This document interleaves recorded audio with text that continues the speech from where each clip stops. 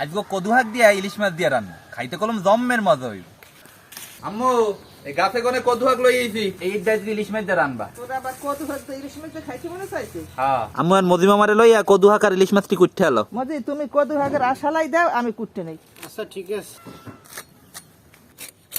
আম্মু কদু শাক আর ইলিশ মাছটি কুইটটা ধুয়ে লই আইছে, এখন আমরা রান্না বাড়া চড়াই দিম। ইলিশ মাছটারে বাজার পান্নে প্রথমে হলদির গুঁড়ি আর নুন দিয়া ভালো মতো মাইখা নিব। ইলিশ মাছটি ভাজা হয়ে গেছে। কদু শাক দিয়ে ইলিশ মাছ রান্নার পান্নে প্রথমে দিতেছি সয়াবিন তেল, কুচাইনা পেঁয়াজ, কাঁচামরিচ, পেঁয়াজ বাটা, হলদির গুঁড়ি, মরিচের গুঁড়ি, নুন, মশলা কষানো হয়ে গেছে। এখন দেবো কদু শাক, পানি। কদু শাকটা উতলাই উঠছে, এখন ইলিশ মাছটি দিয়ে দিন।